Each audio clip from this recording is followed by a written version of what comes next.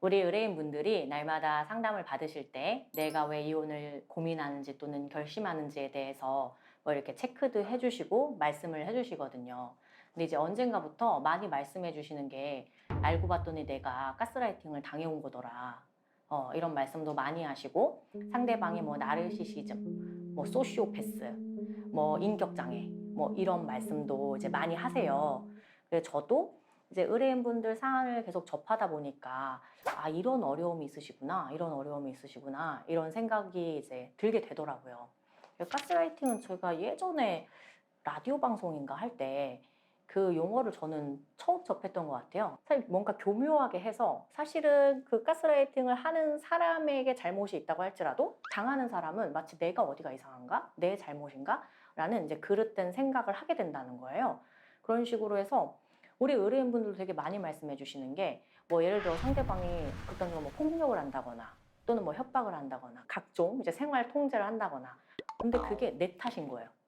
아, 내가 잘못해서 내 탓이어서 내가 이상해서 스스로 그렇게 생각하시다가 어느 날에서야 아시게 된 거예요. 아, 이게 내가 이상해서 저 사람이 때려도 되고 뭐라고 해도 되고 통제해도 되는 게 아니었구나. 저 사람의 잘못된 행동이 분명히 있었어 라는 거를 모르실 수도 있다는 거. 그래서 이게 참 어떻게 보면 좀 무서운 게 아닌가 싶어요. 상대방의 부당한 행동을 스스로 깨우치지 못할 만큼 그렇게 이제 되실 수가 있다는 거죠. 내가 피해를 입고 있다는 사실조차 인식하지 못할 수도 있다. 그런 부분이 또 있고 뭐 나르시시즘이라고 해서 의뢰인분들이 말해 주시는 바에 의하면 이 사람은 본인밖에 모른다. 다른 사람에 대한 배려 자체가 없는 사람이다라는 거죠. 그게 또 뭐 여러 가지로 나타나겠죠. 가족에 대해서. 뭐 가족이라면 서로 이제 최소 존중하고 배려하는 게 있어야 될 텐데 다 뭐 본인만 생각하면서 생활하고 다른 사람은 뭐 사람 취급하지 않는달까? 인격체로 이제 존중하지 않는 뭐 그런 태도도 있을 수가 있겠고요. 또 많이 말씀하시는 게 이제 소시오패스? 뭐 이런 것도 많이 말씀을 하시고 이 사람이 집에서는 굉장히 이상한데 그걸 자기를 또 감추는 건 잘 안 돼요. 그래가지고 뭐 예를 들어 상담을 간다거나 뭐 대외 활동을 어떤 걸 한다고 할게요. 뭐 종교 활동 할 수도 있고 완전 다른 거예요, 이 사람이. 말하는 언행이 막 싹 바꾼다거나 약간 이제 이런 것들을 이제 말씀을 하시는 거죠. 그래서 제가 이런 분들이 이제 말씀하시는 거 볼 때 종종 보니까 다 다르긴 하지만 종종 겹치는 것들이 있더라고요.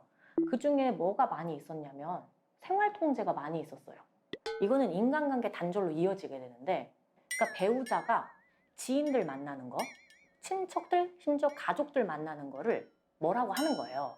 종종 협박을 동원하기도 해요. 의뢰인이 중요하게 생각하자 좀 약자인 사람들을 뭐 잡고 약간 이제 뭐 은근히 협박을 한다거나 이런 식으로 하는데 근데 이제 의뢰인은 상대방이 막 화를 내고 협박을 하고 막 괴롭히니까 너무 괴로운 거예요. 그 괴로움을 몇 번 당하다가 그냥 상대방이 원하는 대로 나 여기 갈 거야. 나 저거 할 거야. 누구 만날 거야를 자기도 어느샌가 일일이 보고하고 있게 되고 눈치를 보게 되고 상대방의 허락 없이는 아무 일도 진행하지 못하게 되는 심지어 이제 업무까지도 저해되고 장애를 입게 되는 이런 생활 통제 내지 인간관계 단절을 겪는 분들을 많이 보았고요.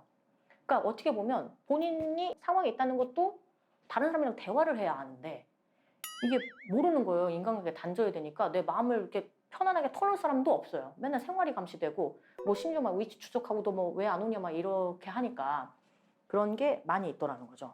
그리고 또 많이 나타나는 게 경제적인 독단.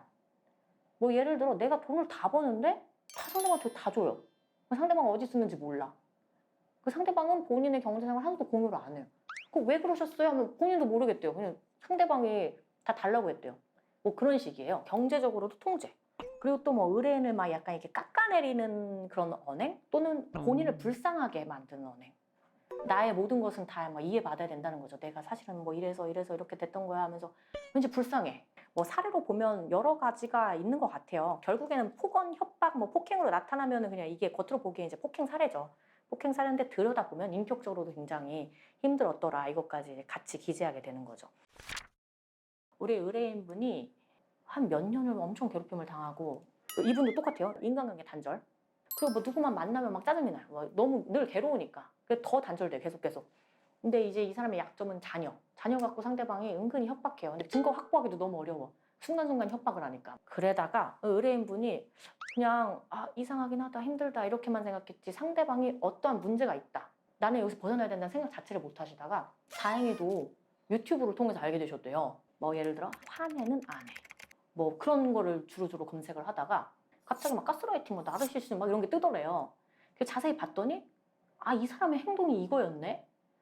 아, 내가 뭐 잘못했나? 내가 나만 가만히 있으면 되는데 아내 말 내가 뭘 잘못하고 못 들었나? 막 다 들어줘야 아이한테 별일 없을 텐데 이게 아니구나. 저 사람이 나를 심리적으로 지배하고 있고 모든 걸 다 지배하고 있구나. 난 여기서 어떻게든 나가야 되는구나. 라는 생각을 처음으로 하시게 된 거예요. 그런 것들을 보다가. 그래서 이제 찾아오셔가지고 다행히 이혼, 양육권, 승소, 재산 분할, 압도적인 승소로 이제 마무리했던 사례라든지 그 외에도 많아요. 저희 보면은 되게 이상행동을 한대요, 집에서. 그러니까 막 깎아내리는 거예요. 네가 그러니까 그 일밖에 못하지. 네가 그러니까 뭐 학교를 뭐 거기밖에 못 가. 뭐 다 네 잘못이야. 너한테는 원죄가 있어. 너가 당초에 그렇게 했었기 때문에 내가 이렇게 될 수밖에 없는 거야. 뭐 이런 말을 하도 듣고 살으니까 정말 본인이 잘못하신 줄 알고 이제 여기 오셔서 또 진단받고 하시면 상대방의 이러이러한 점은 이혼 사유가 될 수 있다. 또 이러이러한 점을 확보해 보시라라고 해서 이 사안의 특수성 플러스 제3자가 보기에도 좀 이혼 사유가 구성될 수 있게 이렇게 이제 하고 있죠. 만일 이러한 상대방의 부당한 행동으로 고통받고 있으시다면 이거를 이제 참는 게 능사가 아니다라는 거죠. 이걸 통해서 의뢰인분의 지금 몸과 마음이 뭐 병들고 단절되는 그 주변 사람들도 얼마나 좀 힘들겠어요. 어느 날 이렇게 돌변해가지고 연락도 안 되고 만나기만 하면 짜증만 내고 그마저도 볼 수가 없다.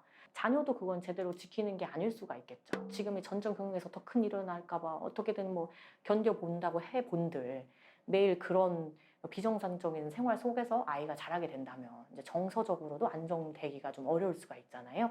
그래서 우리가 항상 스스로를 좀 지킬 수 있어야 된다는 생각이 들고 외부 관계가 단절돼도 요새 이제 또 하도 인터넷이 잘 돼 있으니까 이렇게 좀 알아보시면 좋을 것 같다는 생각이 듭니다.